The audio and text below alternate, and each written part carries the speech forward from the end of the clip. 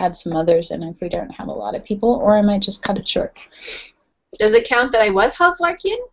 Yeah, you totally count. You're alumni. So I'm fully armed because I have died in the middle of Doug's critique. So we have tea, we have the inhaler. If all else fails, I'll just hand it over to Nicole. She's a master now, it counts.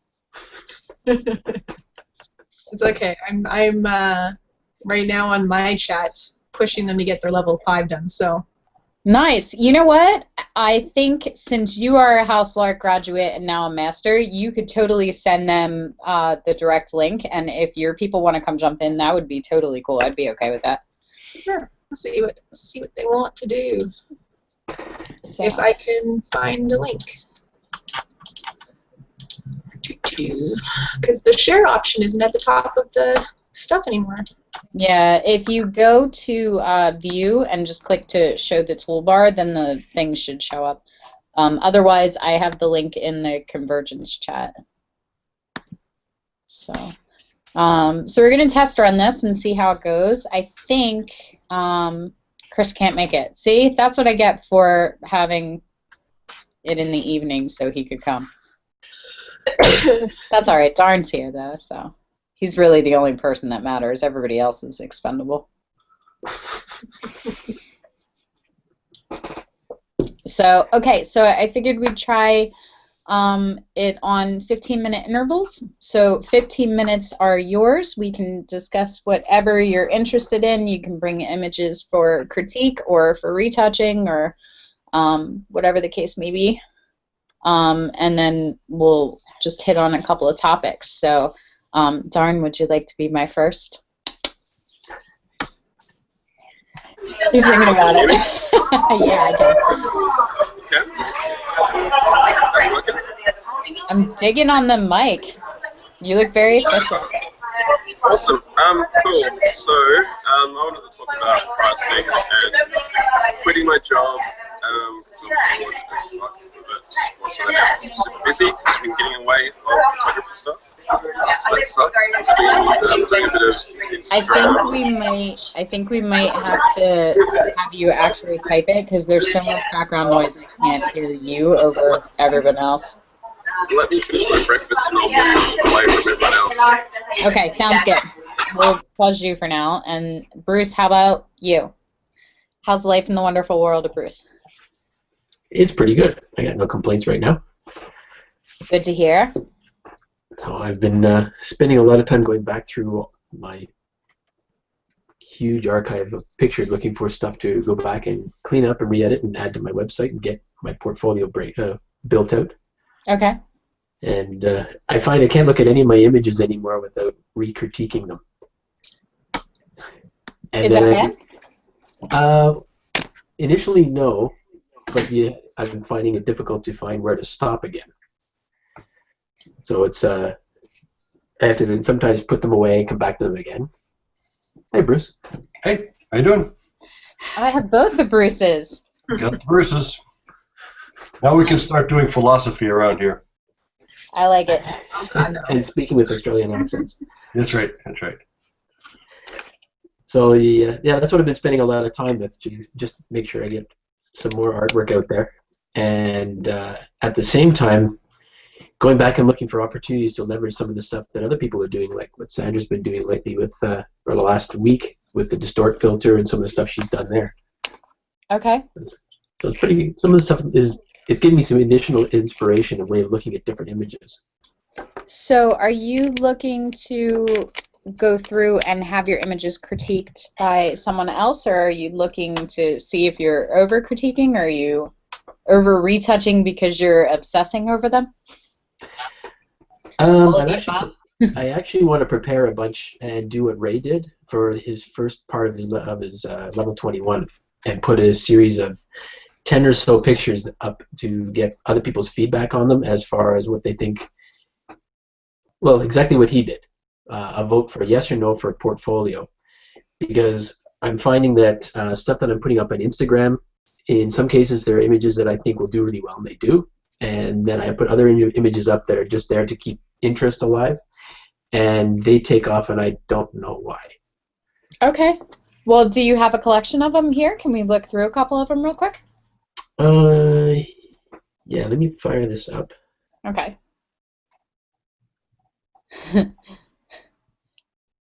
Nicole, you're so beloved here still. Nicole is lovely and wonderful. I know. I'm pretty proud to say she comes from House Lark. I've heard a rumor to that effect. Yeah. So how's your cohort, Nicole? What's Good. it like on the dark side? Yeah, well, you could definitely say that considering my house is full of Star Wars fans. Literally, I'm not actually exaggerating. Out of the 16 members in my cohort, I think 14 of them are addicted to Star Wars. Nice. That's I, awesome. I can pick them. I don't know. We just introduced my kids to Star Wars. We've been watching them back and forth. So, we were kind of like going back and forth because we were like, oh, now they're gonna know that Anakin is Darth Vader. And so, but they were still they're like, oh, they know it's his dad now. So it's kind of like the playoff of, do you watch the first three or the second three? And so we're excited. They've been having a good time with it. Yeah, my bat phone is nothing but like the little pictures with the words on them. Right. They're all Star Wars related. That's awesome. They basically have wars on who can find the best version of those. Which is fine as long as they're still leveling up and doing their work. So I like that. I like that Star Wars memes are like extra credit in your cohort. That's pretty awesome. If they ever get bored, I just throw a challenge at them related to Star Wars, and they're happy. Nice. We might have to have like some inner cohort challenges. I feel like that would be a lot of fun. Yeah. That would be cool. Okay. Yeah, the Survivor is interesting. My apprentice is basically kicking everyone else's ass. So, yes. Doesn't that make you proud? I was always that way when I went into Creation Wars. I was like, the worst was when they did the Creation Wars where we picked random people and Mason got to you first. I was like, you can't have her. That's mine. We had like a big chat going behind the scenes over that for a while. It was funny. And thus, the nemesis between us was born. Yeah, when was that? Was that number 6 or number? I'm trying to remember. It was way back. It was over a year ago now, I think. Yeah. So. Okay. Yeah, all right, Bruce, you got those images? Yeah, I'm just going to do a screen share into my Lightroom. Hopefully that works. So can you see Lightroom now? I can. So what I've done, I've just gone through and I've thrown a whole bunch into a folio or a folder called Portfolio, and some of them are duplicates. As I'm not sure quite why. I think they're just in different edits. Okay. And they've got keywords. So and there's quite a variety, everything from landscapes to stuff that is a painted effect. Some of them I've retouched. Some of them are here just to go back and figure out if there's value in them for me to proceed with. Okay. So you can see there's a whole bunch of different types in here. Okay. And one of the things I find that I'm really kind of working on trying to get a consistent look and feel on is I really like. Are you familiar with Robert Bateman? Mm-hmm. I really like the look and feel of his paintings. You get a lot of realism to it, but you could still tell that it was painted. And I'm trying to come up with a way of replicating that same kind of look and feel. So I don't want to create Batemans, but I want to get that nice balance between a painted look and still maintaining and retaining detail. So this collection of images, are we looking to just revamp your portfolio? Is this all stuff that's part of your path? What's the purpose of this collection, ideally? It's twofold. One is to flesh out the areas on my website that I've put in for a portfolio, which is really broken into 3 areas right now. One is landscapes, which I call vistas. One is up close, which is my macro work. And then the last one is what I call my painted portfolio. So it's images like, this isn't the best one, but I'll pull it up so you can get a sense of it. Where it's an image that I'm trying to get it to look more like a painting, but not to the point that you can tell you've applied 15 different filters to it and it's just a canned look. Right. Because I think that some of these images, if you get a very crisp and clean photograph, that appeals to one market, but if you got one that has maybe a softer look or is closer to a painting, then you can appeal to other people and be closer to getting into that fine art genre, which is what I really want to move towards with all I'll of my agree with images. that. I'll agree with that. So, I think that in the essence of trying to move from pure photography to a more artistic interpretation in a painterly kind of field, that it would probably really help you in the beginning while you're kind of learning your style, to pick an inspiration point. So if you're going to work off of this one, I would totally be Google or Pinterest searching paintings of Canadian geese on pond. You know, like I would get real specific with it, and I would find some that move you, that are as close to the subject matter that you're starting with, just so you can kind of play with it, because there's a lot of truth to the fact that we learn by mimicry. So that would probably be a starting point for me. It is 7:30 right now, so I'll give you the first 15 official minutes. If you'd like, what we can do is we can kind of go through the library. How many pictures are in this collection right now? I think there's 100 or so. Okay. So we can do it a couple of ways, because I can go through 100 of my images in about 5 minutes and yes or no them. So we can go through them all, and I can just yes or no them. I won't give you all the reasons why, and we can just kind of flag the yeses, and then we can look at them closer as sort of a series and where they fit into mini collections, or you can pick a couple and we can kind of review the ones you think are strongest. I mean, I kind of like the sounds plus minus. Okay, so let's go through then, and we'll start at the first one, and we'll just go through, and I'll just give you a yes or no as to whether I think it's portfolio worthy for you. Okay. Let's keep that one. Okay. No. I'm going to say no to that one, actually. No. Let's keep that one. Let's keep that one. No. No. Yes. Let's keep it for now. No. Maybe. Let's keep it for now. Yes? Let's skip this one because this is the better one, I think. Wait, let's go back. Yeah, I agree. I like the other one better. I mean, I can clean this one up more, but I like the grouping of three. Yeah, I like the three. I like the Trinity effect, so I agree. Let's keep that one. No. We can keep it. No. Yes. That one I'm still working on. So. Okay. Yes. Yes. No. There's a series of geese. No. It needs, and actually, this is one of the ones that's still a work in progress, trying to find the right look. Yeah, I'm not really grading it on the finished completion as much as just the composition right now. So I think that one would go for me as well. But let's scroll through the geese ones, and I'll pick the strongest one. Okay, so these are just different edits of the same image. Right. Okay.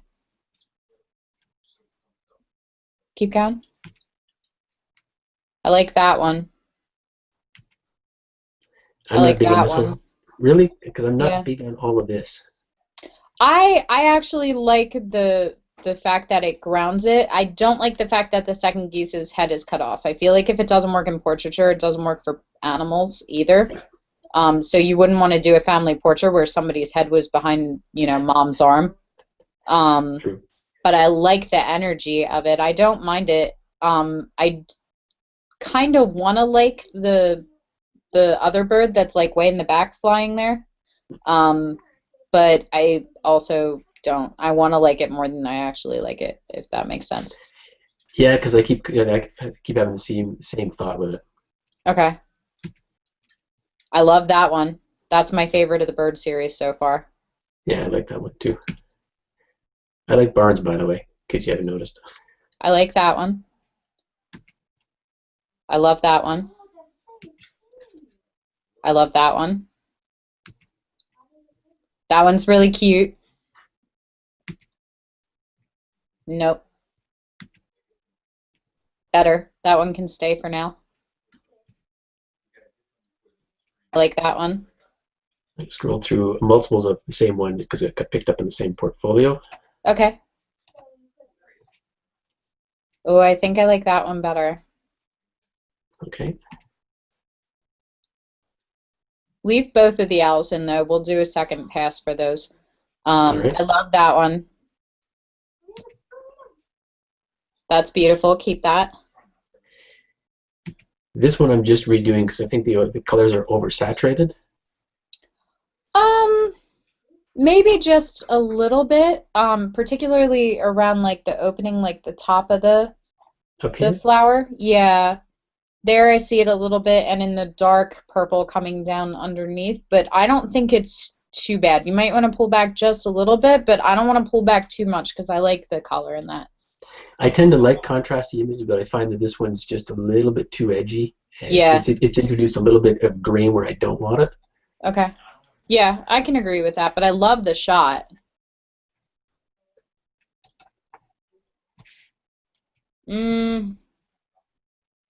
No, this one would go for me. I've got two versions of this. This is actually the painted one that I was going with.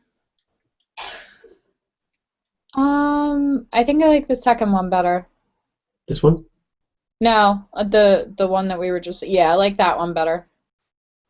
And I still want to refine the painting a little bit because I find that this is just a little bit too filtery in here. Okay. But I like the brightness, I like the tones. Yeah, I can agree. I love that. That's super cute. That's easily sellable. Everybody's, oh. Yeah, If that's the one I they do think. that internally, as soon as I go, oh, that's a sale right there. So that's Okay. good. Warning, there's a dragonfly coming up. I know you don't like bugs, but I don't know about dragonflies. All right. Dragonflies are okay. That's an awesome shot, though. I call love him the that. happy little dragon. Yeah, I like that one a lot. That's definitely a keeper. Okay. This one I'm keeping because I've got an idea. It's actually based on a Bateman painting. I would like to get a nice snowy field, take him out of it or her out of it, put into the snowy field, and then do a lot of whiting outs, and then put it into kind of a painted look. So I love it. I'm holding that one for a composition. Okay. I approve. And then we got Yogi. I think that one would go for me. Okay. He's okay. It's good, but it's not, I'm not moved by it. Does that make sense? Yep. Yeah. Love that. This is one of those things I do like about winter when you get those weird days where you get fog. Yeah. And everything goes white. That's beautiful. I love wolves. I've got a Yeah. fairly large collection, and one of the things I do want to do is put together a collection is just wolves. Okay. I love that. Keep that one. That's beautiful. Keep that one. I love that. That's very painterly. That one I'm really pleased with the way it turned out. And it's one of those things that I was walking up actually take pictures of the wolves, and the bird swooped in, almost took me out, and landed on the branch. And Nice. I whipped the camera up, got that picture, and then he left. Yeah, I love that one. That's beautiful too. You can keep that. Mexican Air Force. Yeah.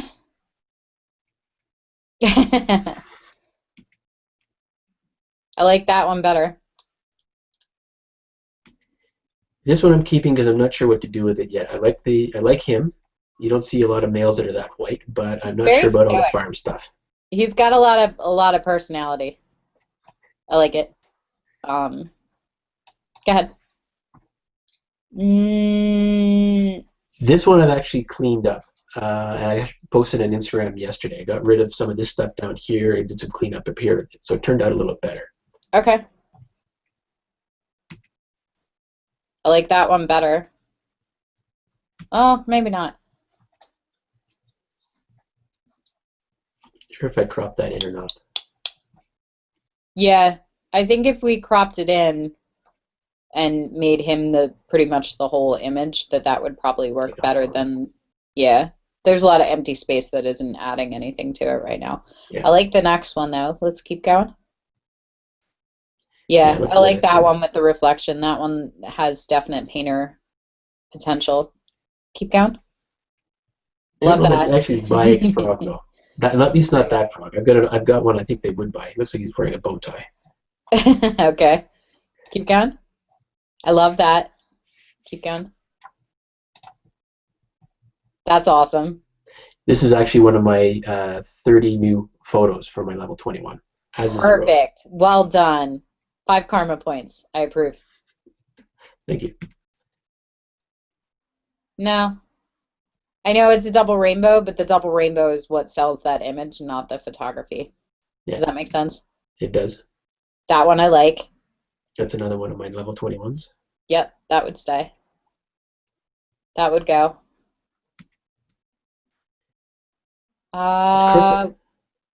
We can keep that for now. Same harvester with from a different angle, different lighting. I like that one. Let's keep that one for now. I like that one. Let's keep it.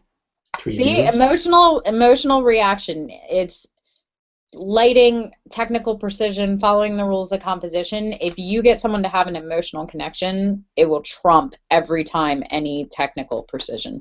So that stays. Oh, I like that one too. Really? Yeah, I like the framing that the branches give it. It's an interesting angle. Oh, okay. I think that one actually has some potential for play in post. Okay. Especially for the painting kind of thing. I would definitely at least explore it. That's true, because I can work with the texture and leaves and stuff like that. Yeah. Okay. Yeah, that one looks like an oil painting to me. Okay. This next one I'm keeping for a composition. I'm not sure what I'm going to do with them. Okay. At this point. I'm going to trust you. Well, it may not work. He was huge. He had to be, I'm guessing, a good 1.5 feet in length. He's huge. Awesome. I like that. I'm going to skip the blood moon because everybody's got one of those. That one's cool. Nah. That one would go for me. This one that one's pretty neat. I'm trying to figure out what to do with this mess in the front. If I crop it down, it seems to take away from the image. So I'm not sure what to do with it yet.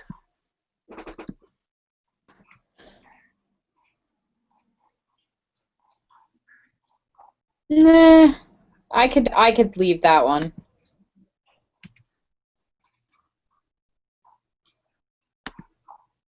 I like that one better. Okay. I think that was, yeah. I love that one. I love that. And that's the end. Okay. So how many did we end up, did we flag those or? I paid attention to which ones. We're probably down to about 1/3 of them. So that gives me a good place to start from. Okay. So let's go back to the view where we can see all of them, and we've got about 3 minutes left. I'm going to try really hard to actually stay on point. This is a big challenge for me. So maybe Cole's holding up buffalo pictures. What is that? It's Robert Bateman. Nice. He's got a couple like that where they got the what you're showing there, that washed out white look. That's what I have a vision for with the for that buffalo. Yeah, I've got a couple of his prints and a calendar signed by him because he's Canadian, right? So. Yeah, I've got 2 of his prints, and he signed the back of them for us. The All back. right. And one of my friends, she studies with him once a year. So, Bruce, I'm seeing a couple of collections here. You have your landscape work, your wildlife work, your macro work, and then you have some that kind of blur the images between. I think that you have some very literal interpretations of landscape, and then you have this sort of fine art series that I really like. I think of all of those genres, that your wildlife photography is probably your weakest. If I was going to put you in competition, your wildlife would probably be the last genre that I would go to. Okay, good to know. And it's not that they're not good, but there are very few I've seen that are really exceptional images, that I would be like, yeah, that one, absolutely. So food for thought when you're putting them together. I'm really interested to see your series of 30. I think that's going to be really telltale. I do think that you can probably separate these into categories as far as your website goes, and have a landscape, a wildlife, and a macro or smaller things. I would name it something different, because the only people that know what macro means are people that are in the photography community. Everybody else thinks you're talking about like macaroni art. Well, actually, I called it up close. Up close is great. I love that idea. I agree. I didn't want to go with just a standard description. So same thing with landscapes. I put it under a category called vistas. Nice. And I like it. The painted one, I haven't come up with a name that I like yet. Right now, it's listed as, I think, paintography, which doesn't really resonate. But I haven't come up with something better than that. How about personal? Then it would be up close and personal. Yeah. That could work. It'll come to you. You'll find your words for it. I really, really, really love your macro and your close-up kind of work and the way that you see things. I'm a huge fan of the artistic nature that it takes to look at something essentially ordinary and overlooked by everyone and find the beauty in it, like the water droplets on the lantern. That's one of my favorites that I've seen from you. I really like the close-up of the bud that you said was slightly oversaturated. I really love this one of the cardinal. I think that's probably one of your stronger ones for the pet photography. And I really love some of your landscape work that has the sort of fogged over kind of feel. Those are my favorites. There's a very painterly kind of quality to those as well, that you kind of get more in camera, and I think that is a profound strength of yours, and it's very visually appealing to people that are looking at it. So I think from here, if I was going to give you a quick review and some pointers, my thoughts would be more selective with your final images. Only about half of these get to stay, but you do have large collections where you have like 5 or 6 that you're still debating, and I totally get that, because I do that all the time as well.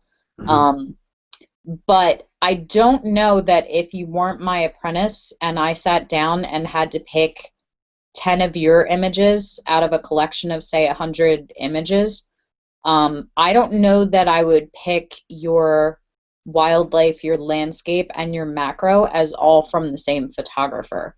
So I don't think that your voice is translating strongly enough in all 3 of those genres to say, oh, that's definitely a Bruce Clemens photo. So okay, good. That's the kind of thing that I wanted to refine with my sphere too, is start to develop that look where you look at it and go, oh, I know who that is. Yeah. And I think for you, a lot of that is probably going to come in post, and in retouching, not necessarily in camera. But commonalities in the coloring, I think that you're on the brink of it, because I see you sort of gravitating towards that more painterly quality. You gravitate towards that naturally in your photographs with a lot of your landscape work. There's a lot of your work, and I see it in some of your macros as well, that they look like paintings. So I think that we're going to start to see that kind of come and be a little more prominent, which I think is a really good thing for you from the business perspective, because I think that that's going to really sell. And that's the kind of look that I've been after for quite some time, and it started with finding the oil paint filter, which looked really neat, but still had that processed look. And I'm trying to find the balance to get away from processed. It may be that it's just put on as more of a translucent overlay. A lot of times when I'm doing layers and texturing and stuff, some of mine are at like 4 to 10% opacity when I'm doing them. Like, they're very, very subtle, and I'd rather have the same action on 3 or 4 times in different layers as I go through the editing at 5, 10, 17% and have it in 3 times. Because if you're doing that and then you're dodging and burning, it looks totally different to then again layer any kind of texture or filter over top of that down, because it's also overlaying it over the original oil paint filter. So you get this kind of buildup. So I think part of that comes from my art background of being a painter, and that you're always building up. So maybe playing with that, and like if you find a texture and you're like, well, it looks too much or it's not enough, you know, leave it in and just kind of tone it down, and then keep playing with it, and then go back to laying another layer of that specific texture or filter over a couple of times over, and that might get you closer to what you're trying to reach. Okay, and that's exactly the kind of direction that I need to go or want to go. So I want to see, are any of these finished, or are we pretty much going over because all of these are ones you want to like look at again? These are all the ones that I've identified that I wanted to go back over and look at. Okay, I think the cardinal, the dragonfly, the flower bud, and I would like to see one of your completed landscapes with the more kind of foggy kind of feel, and one of your landscapes that are a night shot. That's your homework assignment. I would like to see those 5. Pick any of those that you would like to retouch, and put them up so we can take a look at them. Maybe we can bring them back next week or in a couple of weeks when we do this again. Okay. Sound good? Sounds good. Okay, was there anything else that was burning on your mind? Nope. Okay. All right, who's next? Other Bruce? I didn't actually bring anything. I just came to sit in on the chat. Okay. Well, you didn't have to bring anything. He's just an overachiever. I'm actually preparing for a shoot tomorrow, which is my first really well-paid professional shoot. Nice. Good. So 10 points for professional shoots. I'm looking forward to that. And so I'm charging my camera batteries right now and all that kind of thing. Awesome. What are you shooting? Is it? It's actually a woman who's starting a business as a professional dominatrix, and she's That's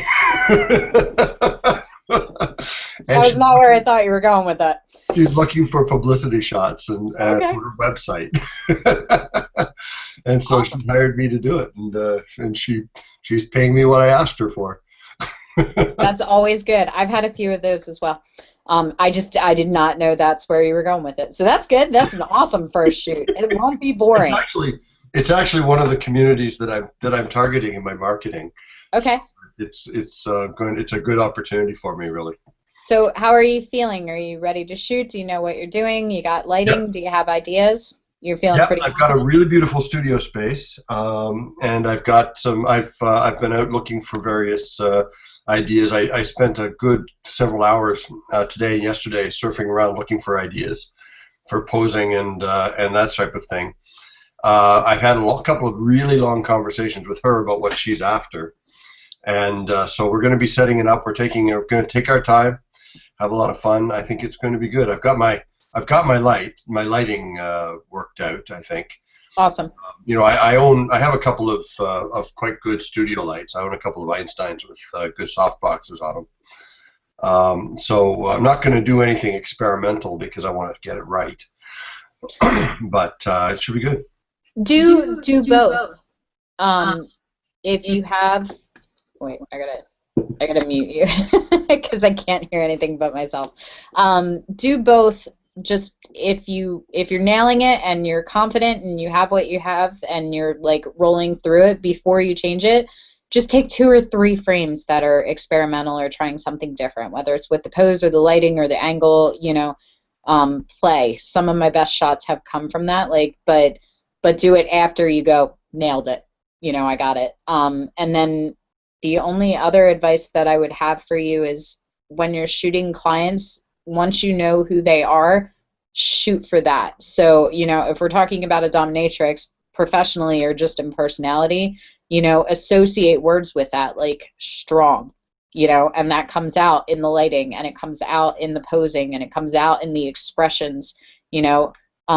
You're not going to have a lot of soft shots of her looking away or down, because that's very submissive in nature. When somebody wants to be a dominant figure, even when we're going back to, like, Bruce likes to shoot wolves, there's always an alpha wolf, and that alpha wolf will stare you right down to make sure you know who's the boss. So it's the same kind of thing. So I'm looking to see lots of strong poses and lots of, like, please try me faces.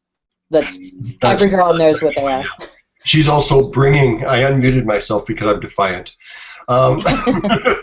She's actually bringing someone with her who'll be taking on a submissive role in some of the photos. So it's going to be quite interesting shooting it. I'm excited. Are you going to share any of these? I'm going to. I may not be able to share them in a public way because there's a non-disclosure aspect to it. But we'll see. Okay. What this. She has told me that some of them I'll get permission to use. Okay, very cool. Depending on what we end up with.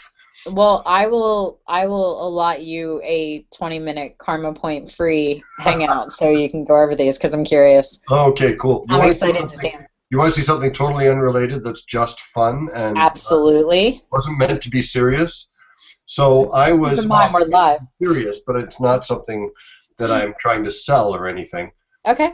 Let me screen share something. So I went on. I'm on a union executive, as you know, and we've been on strike. We've been on rotating strikes. So I've made myself the unofficial official photographer of the picket line. Nice. So we've got this stuff. Can you see this? That's awesome. So that's my. So I made a shoot-proof gallery for these guys for each of the strike days. And so we've just, I'm not going to run through them all individually, but my colleagues love these pictures. And I've made them free for downloading and so on. They're just going crazy downloading them all. So I thought I'd just share them. These are really fun. Yeah, we had some, and of course this woman insisted on doing cartwheels everywhere. So I got her doing cartwheels in front of all kinds of different locations. And I didn't even ask her to do it. She just said, "Oh, camera, cartwheels, good." And of course, at the end of the day, on the first day, we were in the remainder of a hurricane. And so I had to do that. Anyway, I just thought I'd show it to you. I'm not going to bore you with all of them because it's, I've got 300 pictures here, but the second and third days of the strike are here. It's just a lot of fun, Yeah, there's a lot of good energy in the photos. That's a good collection. Yeah, it's a lot of fun, and a lot of the people in them, a lot of the people are looking at them and saying, "Yep, that's him, that's her." Yeah. So it was a matter of waiting for the moments. That's always a really good thing when somebody goes, "Oh yeah, that's totally them," then you nailed it. Oh, let me show you the one photo. I'm just going to show you the one photo that I'm happiest with, if I can find it quickly. That people, I'm not happy with it because of the quality of it necessarily. It's this one. This is the one that's going around. This one's starting to go around social media a little bit. So that's all. Anyway, that's my fun thing. That's a good message too. Yeah, that one's that guy was very happy with it. He made it his profile picture, and then people started sharing it. So. Yeah, I like it. Anyway, that's that. Cool. Is there anything else that's on your mind that I can help you with right now? How are you feeling? How's life? What's wonderful in the world of Bruce? Right now, life is okay. I'm very, very busy. You know, this whole business with our labor conflict is keeping me busy. I was in Quebec City for several days last week, and I'm going back tomorrow right after my shoot for meetings, because I'm on one of the provincial bodies that mandates the negotiating committee. So Okay. we have to go and supervise what they're up to, and it means we're also leading the strike. So it's a busy time, which means I've had less time to actually devote to the photography. I did have one interesting experience. I completely messed up an event that I did the other day. I was asked to do an event for a friend. I'll tell you this one. I'll tell you what I did too. I went, and a friend of mine couldn't do an event that she had promised to do, and so she said at the very last minute, she said, "Bruce, can you help me out?" So I said, "Okay." I went, and it was not what I had been led to believe. So I walk into the place, and it turns out that it's 6 or 8 people. It's 8 people sitting around a table in a crowded bar, and I'm only covering the 8. And they want me to find a spot in the crowded bar where I can take a group shot of them with a cool background, and then they want me to just get candids of them and all this kind of thing. So okay, you know, I'm not getting paid for this or anything. I'm just doing it to help a friend out. So I grabbed my, I'm telling you. So I grabbed my my 85 1.8, slapped it on my 5D Mark III, and I'm going around taking pictures. And eventually we went and I found a really nice spot in front of the window where I could pose them and have really nice street bokeh in the background from the lights of the street, the colored lights. Really worked out well. You okay?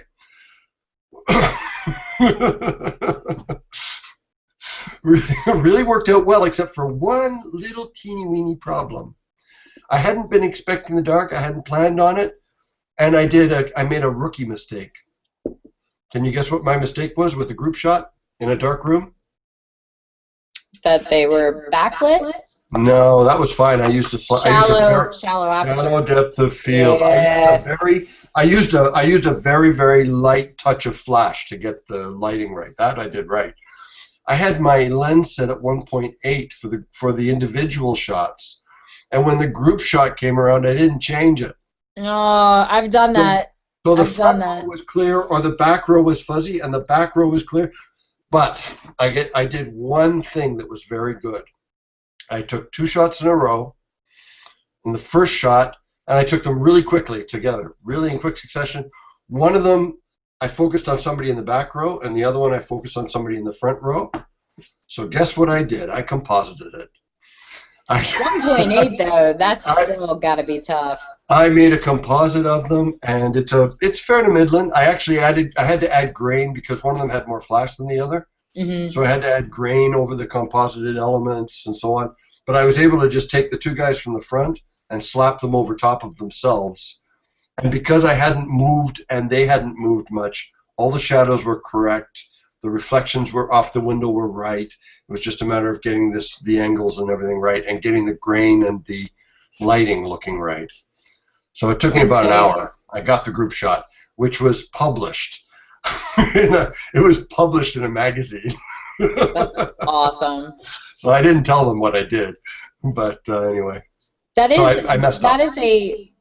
That is a rookie mistake, I think, in the sense of rookies won't understand why it's a problem, or they won't know that they're making a mistake, but sometimes you just forget. Like, I did weddings 5 years, and I would still be like, oh, crap, because I would go and shoot outside portraits, and then I'd come in and I wouldn't change my settings before I walked into the reception venue that was candled. All right, and you end up with a lot of black frames. Yeah, or vice versa. You go outside and you forget to change it, and her dress is just blending in with the sky, you know. Yeah. She's just floating heads. So, you know, it happens. It happens. But that's a good save. I'm impressed. It was okay. I managed to. I was so embarrassed, you know. What can I tell you? You know, you're on the 5D3 too, though. Like, yeah. That thing, you can take the ISO up so high that you don't even need flash. You can just.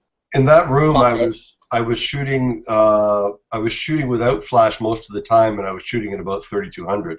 Yeah. But for those pictures, they would have been backlit if it hadn't been for a little bit of flash. So I gotta the tell you, ones up against them, I know. the more reviews, I am not a gear girl. I'm definitely not the girl that salivates at everything new that comes out. But the more reviews and the more tests I see from the new Canon, what is it, the Canon 5R? Oh, I know. I'm having a little bit of equipment envy right now. I'm not gonna lie. I almost bought it actually because it was between that and the 5D3, and I got the 5D3 because it looked like more of an all-purpose workhorse than the other one at the time, and I still think it's got better low light ability than the other one, if I remember. You also don't have to upgrade all your glass. Yeah. Actually, although I've got a couple of the updated glass now, but some of the updated glass now. I mean, I've invested, but you're right. You're right. I'd have to replace some of my lenses. Or what's the point of 50 whatever megapixels? Awesome. Good to catch up. Darn, are you somewhere that we can hear you now? He looks frozen. Yeah. He might be. Okay. Well, oh, there he is. Working? There we go. Hi. Super. All right. Can you hear me okay? Yes. Now I can hear you. Cool. What is cool. on the mind of Darn?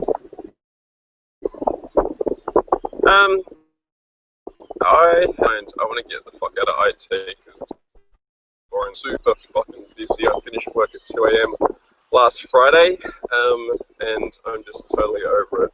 So, yeah, I devote almost no time to bettering my IT skills. I'm only thinking about photography stuff when I'm at work, and I take every moment I can to do photography stuff instead of like IT career stuff. So, yeah, I'm looking for a way out. Totally sick of IT. Been doing lots of Instagram sort of shit, getting the occasional query here and there about doing some product stuff and portrait stuff. I think my sales technique really sucks. I've never really been good at selling stuff.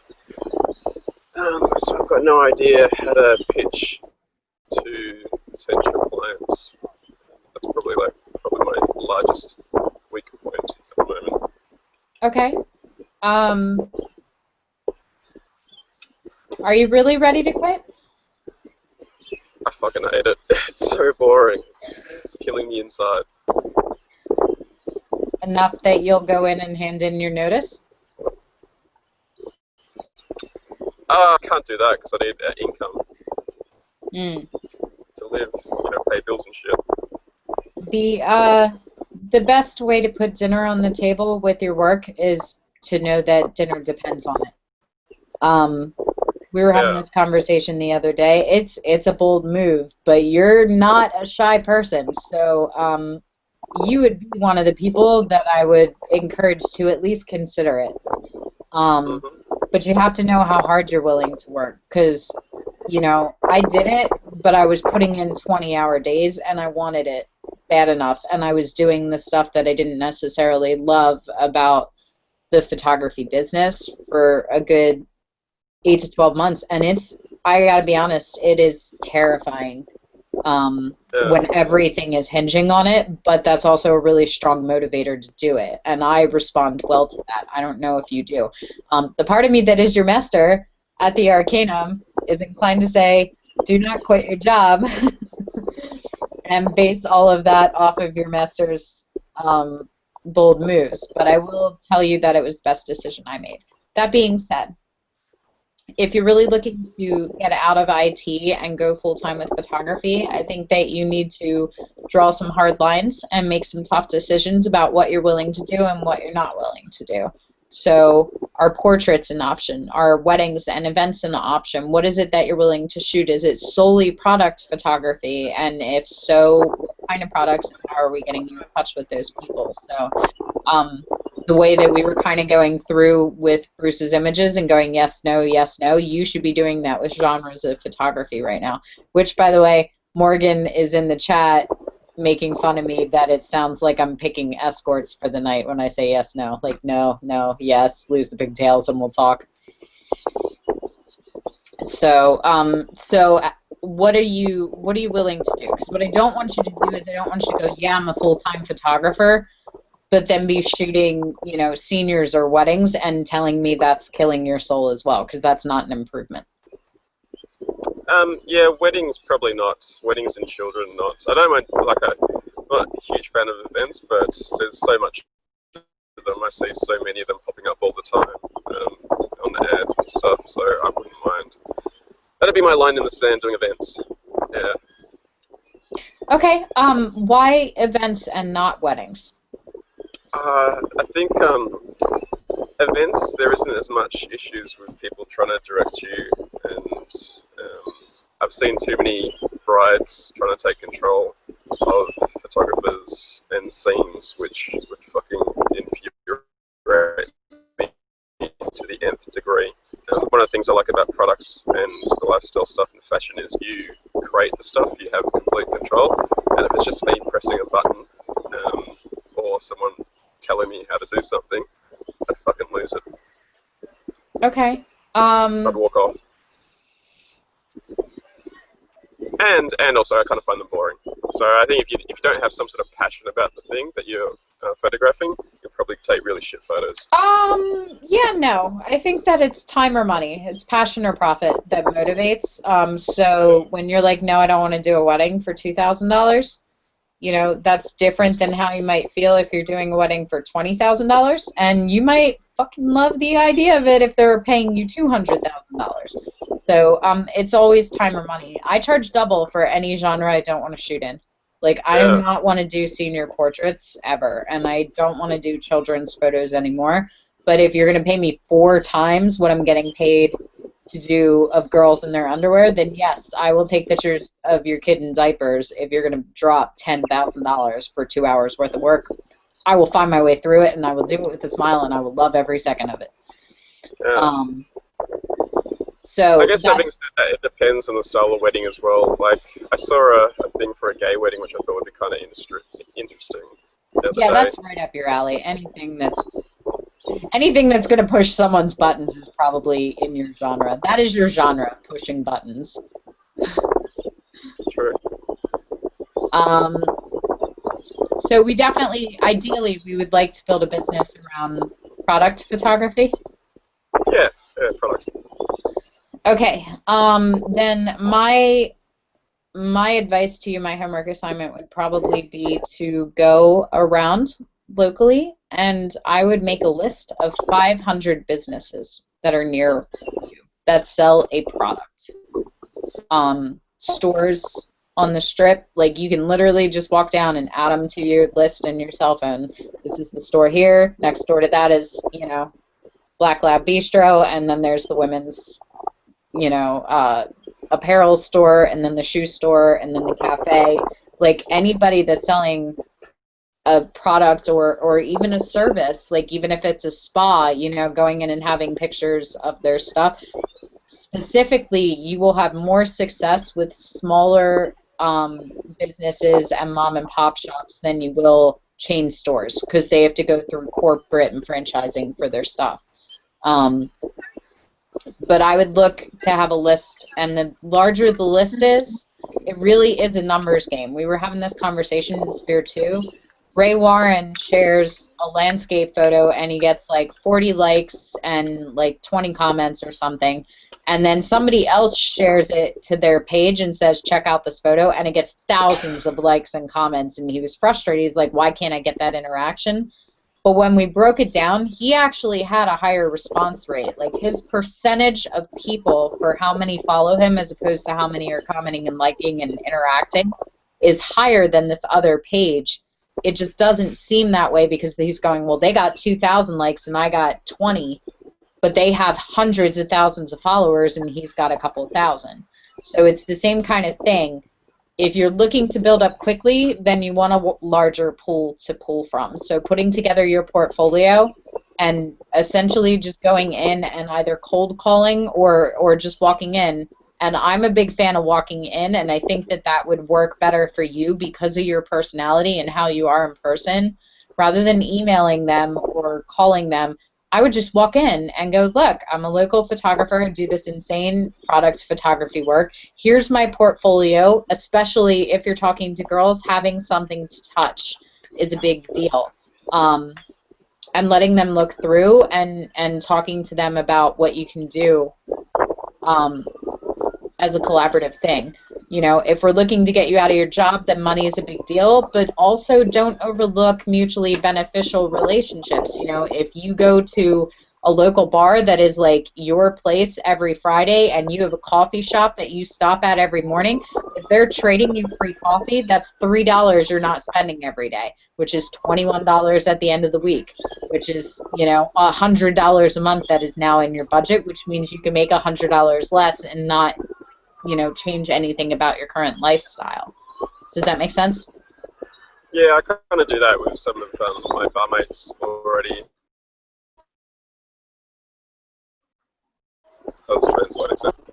Yeah, I'm a huge fan of that. I do that all the time for different things, for everything from people that are handling landscaping on the grounds here to clothing stores and lingerie shops to makeup parlors. Like, I'm fine with it. Like, either I'm exchanging money or I'm exchanging work. You know, I'm fine with either.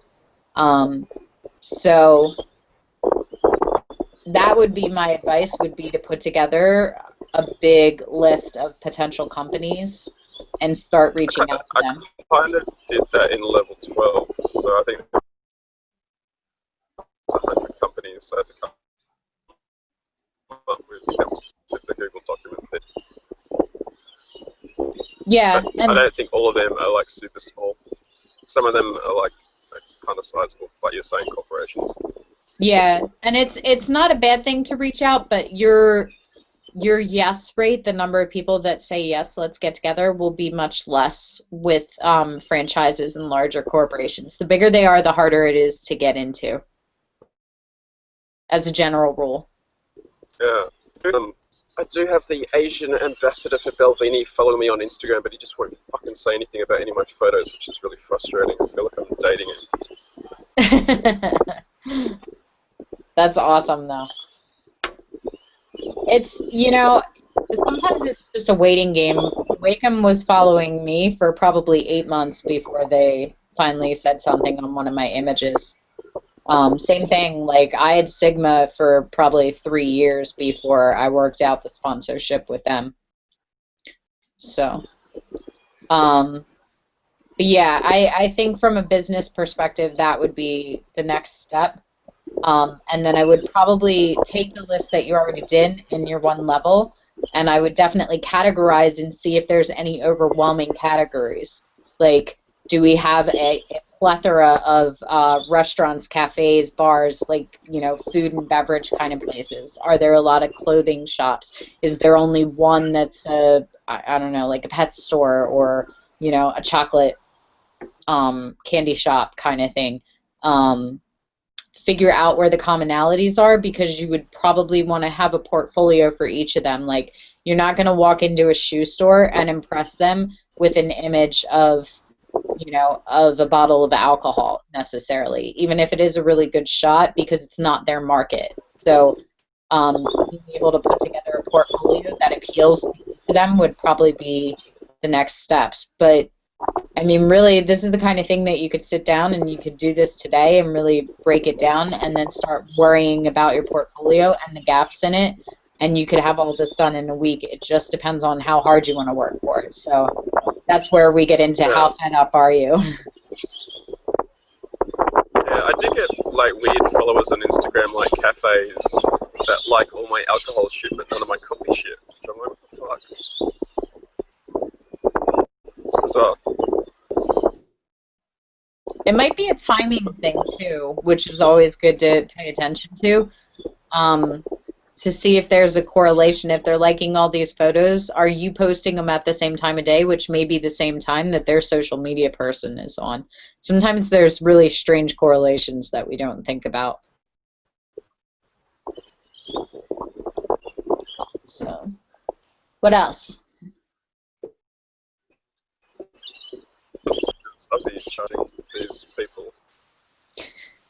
Say it again? I know what I should be charging these people and not scaring them off with super crazy rates. Like, I want to charge them millions of fucking dollars, if not billions. But obviously say that to someone. Um, How do you tell what's not crazy?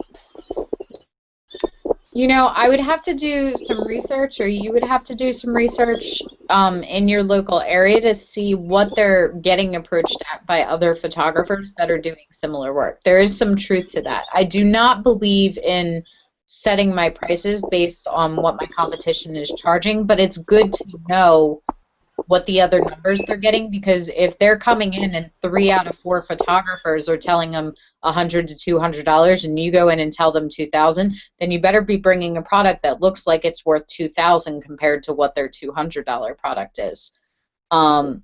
So it's always good to know what your competition is offering and what the price point is, and then we can work on, you know, what you should be charging. I also don't think that there's a general price, because I never work on pricing with any of you guys based off of what the value of your image is or that genre of photography or the locals. So I think if you're really serious about wanting to leave your IT job, that the first thing to do is really figure out, you know, how much money you need to make off of photography and how often you want and can be working. Like if you go and shoot a product line for someone, and you're returning, how many images are you returning? How long is that taking you to retouch? If we're talking you can shoot it in a day and you can return the retouched images in another day, and it's one day at the computer and one day in the studio, you can essentially do 15 clients a month without getting backlogged. But if it's taking you 3 or 4 days, you know, then we might only be looking at 1 or 2 clients a week. So, you know, it becomes a numbers game. Oh, I lost him, but I'm going to keep talking anyway. It becomes a numbers game, where if you need to make $1,000 a week, are you doing that by having 5 clients at $200, or are you doing it by having 1 client at $1,000 every week? So, all right, we'll see if he comes back and we can continue that. He wasn't the only one listening to you anyway. Yeah. No, I think that's really good advice for all of you as you're moving forward. I mean, you know, I know Nicole's another one. She did take my advice to heart, and she's like, not only am I going to quit my job, I'm also going to move across the country and just start from nothing, and she's been killing it. So, I don't know, maybe Nicole. I'm just suicidal that way. Yeah, I know. That's why I love you, though, because you really are. Like, but you know, I'm such a big believer, though, that sometimes that is the kind of effort it takes to have those kind of results. Like, people are like, "Wow, that's so inspirational," and we're like, "Good, go be inspirational," and they're like, "Well, I'm not doing that." That's I said inspirational, but what it really meant was crazy. Mm-hmm. No one ever said I was normal. No one ever will. No. No, we my cohort and I were talking about this earlier today. They're like, I'm like, you know, your spouses are probably wondering why I'm keeping your guys' heads in the cloud so much, and they're like, I've never been on Earth, and I'm like, or I haven't been on Earth for a little while. I'm like, who are you kidding? I've never been on Earth. So, how are things going in the wonderful world of Nicole? Oh, good. I'm just about to shoot a 7-week-old. Aww. Yes, very cute. And we're loving the cohort. I'm loving the cohort. They're all moving at the same rate though, which is making it extra fun for me because all of their critiques are at the same time. That's awesome. I've got 15 apprentices between levels 5 and 6 right now. That's awesome. You know what though? I'm telling you, from the girl perspective, the reason people think I'm nuts because they do like 1 a day or 1 every other day, and they're like, I don't know how Jay Lark does 6 or 7 of them in a day. It's because I only have to do my hair and makeup 1 day a week then. I am productive with my laziness. Darn, we found you. Yeah. He's out in the Nope. woods somewhere. Yeah, no, I've crazily decided to start doing newborn photography. I figured if I'm going to take the fine art world by storm, I might as well do all aspects of fine art. You know, I love it, and newborns are different than children because they don't move very much. And on the upside, like if I take pictures of, grown women crying, it won't sell well, but even babies, like when they're screaming their faces off, they're still super cute, especially Well, in photos when you can't hear them. and their outfits are so extra cute. Yeah. I have to admit, Etsy is evil right now because I keep looking at newborn stuff and I keep wanting to order it because Canada, I haven't been able to find any Canadian dealers of newborn wardrobe for photography. So Okay. so everything is coming from the States. So guess where all of my Arcanum funding is going? It's going to newborn To baby clothes. and wraps and little cute little hats, and yeah, it's evil. That's awesome. I fully approve. Yeah, it's evil. Darn, are we back? Apparently not.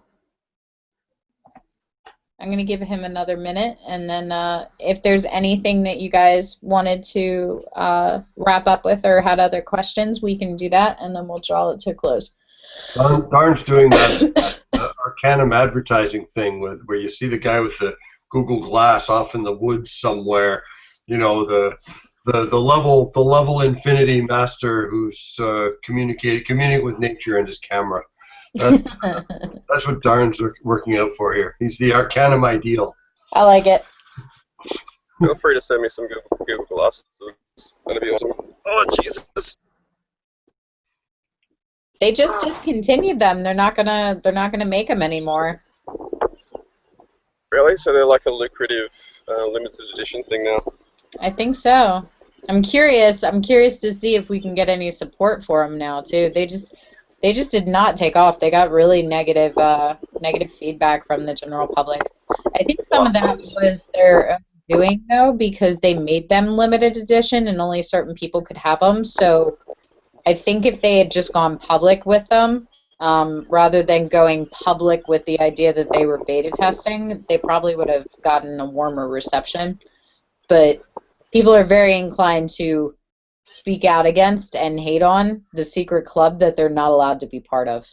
So I think that was bad form on their part. Some of the people that gave them to this seem like got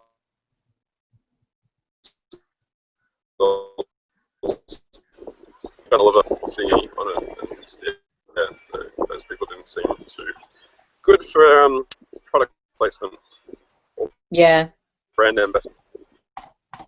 So we got disconnected. I was saying, rather than trying to figure out what product photography is worth or what you should be offering, I think the next thing for you to do, aside from getting together the list of potential clients to reach out to and grouping them, is really kind of figuring out how much you need to make in order to quit your job. And there's a couple of questions with that, like, one, are we definitely keeping your current lifestyle?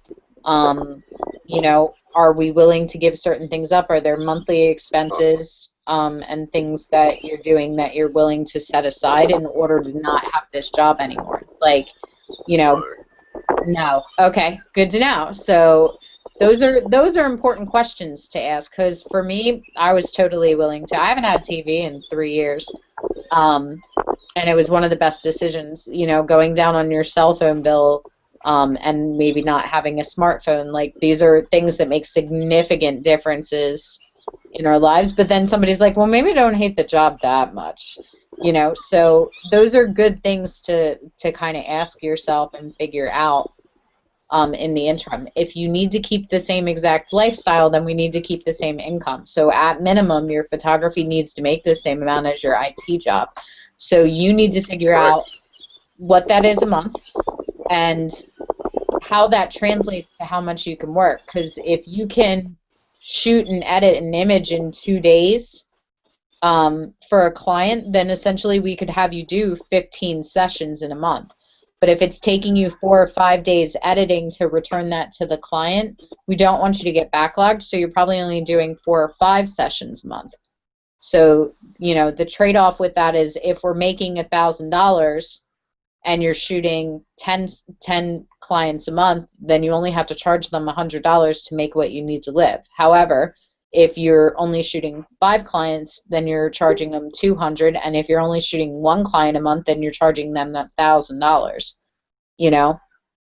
And then that would just go up. So if we're looking at a $4,000 or $5,000 budget, you know, if you're shooting 5 clients, we're trying to keep you around $1,000 per client, as opposed to if we're only shooting 1 or 2, we're looking at $2,500 to $5,000 a client. So that's the trade-off. So I think the first step is figuring out how much you need to make a month and how many sessions you're willing to do a month. Shooting, editing, returning to client.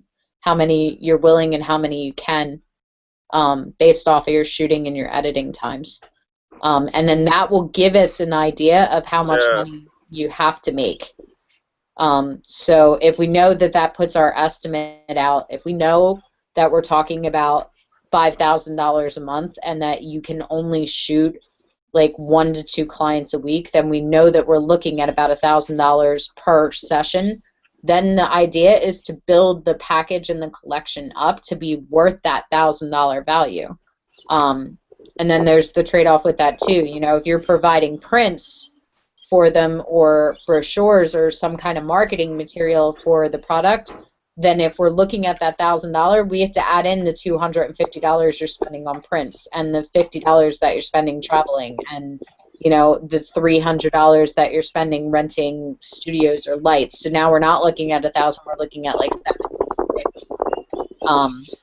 So, but that is the way that I want you to think about it when you're thinking about building, you know, building your business out and kind of get an idea to build your business around your lifestyle and not the other way around. Does that make sense? Right. Yeah, it does. What about the market research part? Like trying to find out how much other photographers are charging for the same sort of stuff. Where do you start? How do you do that? It's not like everyone advertises it openly on their website. Almost no one does, so. Call them and ask. I mean, you know, you could reach out and ask and just hope that they're forthcoming. I would not be honest if I said that I didn't call as a potential bride to a couple of wedding photographers when I was just beginning and asked them what I got and how much it cost, and you know, I did that a couple of times when I first started, which is not the most honest way to go about it now that I'm older and in it. But it was honest, and on the upside, it also taught me a lot about how different people handle the client calls. So I saw a very stark difference very quickly in the photographers that were charging $500 and $1,000 and the photographers that were charging $10,000 to $25,000 in how they answered the call and set up the meeting and the way that they spoke and what they were offering. There was a very strong difference in the sales pitch.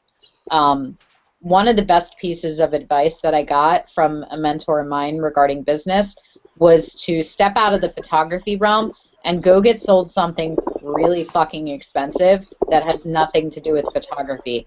Go into a car dealership and say that you want to buy a Ferrari, you know, or go into, around us, there's a store up here by us that sells really, really expensive bathroom sinks and counters, and like it's very designer, like you're paying $10,000 for a faucet, and the way their showroom is set up and everything is totally different than all the home repairs and everything we're used to buying that stuff at, you know.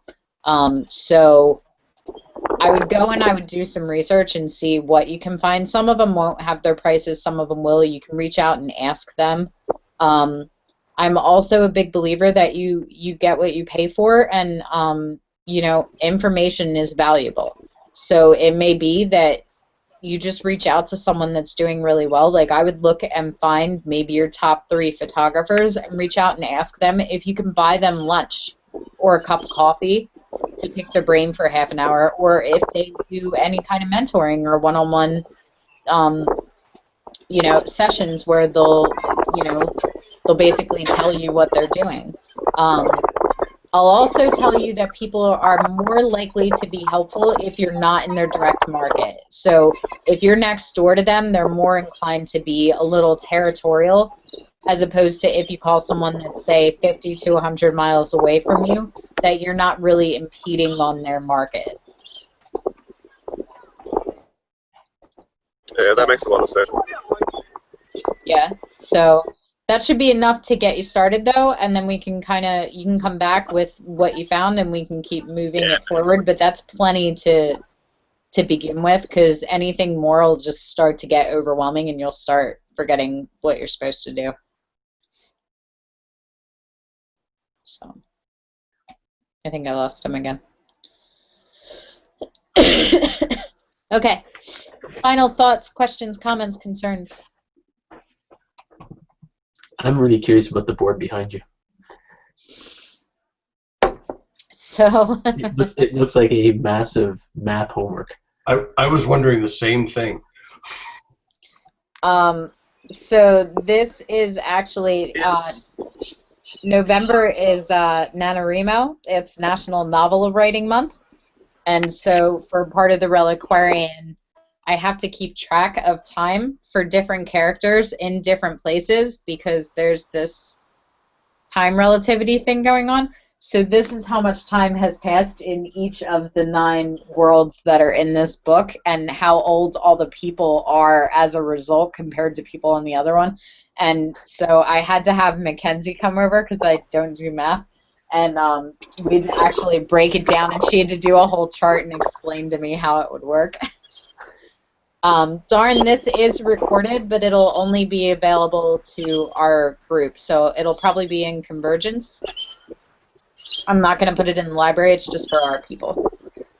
So, yeah, so this is like my little reference with all the characters and everything, and if we go over to my studio, I actually have the whole book outlined in Post-it notes, so I just have like tons and tons of Post-it notes all over my windows. You can't see in any of the windows of the studio right now because it's just a photo outline, and so it's really fun. So if they're pink Post-its, we already shot it. If they're yellow Post-its, they're parts of the story that have an image that I haven't done yet, and if they're orange, it's part of the story that doesn't have a corresponding image, and if they're gray, they're for a book too. It's a mess. Nobody understands it but me, and I just pretend I understand what I'm doing.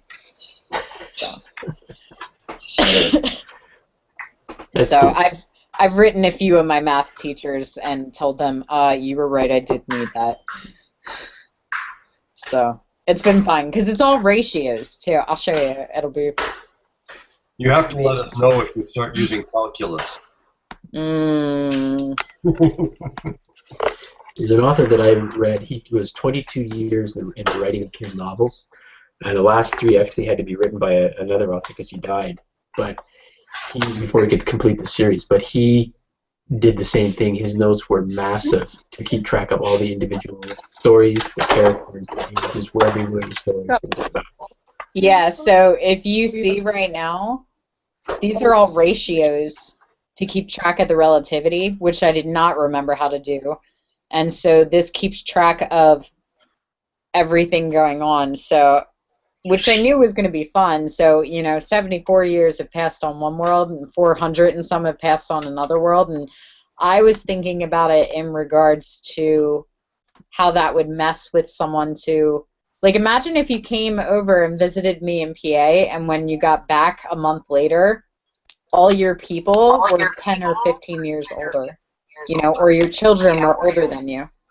So I was thinking about it in that regard, but I wasn't thinking about the fact that, like, even at like a 1-to-2 ratio, if 1 year is passing for every 2 years somewhere else, at 50 years, 100 years have passed. At 100 years, 200 years have passed. Now you're talking about a civilization that's in the 18th century and a civilization that has iPhones, and how that would correspond. So it's been interesting. I may have gotten in over my head just a little bit. You're reminding me a little bit of a novel I read a few years ago. I can't remember the title of it, where the character kept moving from world to world. But the difference was that in some worlds, that different worlds had different balances of good and evil. You're talking Nice. time, but so in our world it's roughly balanced, even good to evil. But so they went to another world where it was mostly balanced towards good, and it was a fascist universe, right? Where any minor infraction was punishable by death. That's awesome. And then they went to this one that was totally evil, and it was, and no one could survive. It was amazing. It was a really good book. I will give you 15 karma points for you to find the name of that book and send it to me. It'll come back to me. I'll send it to you. I like it. Post it because All I right, like to I drink it. gotta go, guys. I will talk to you later. I'll post pictures later. All right, sounds good. Bye, Nicole. Bye. All right, I think we are officially done our group hangout. It's about 8:30, so we give it an hour. Thanks for hanging out, guys.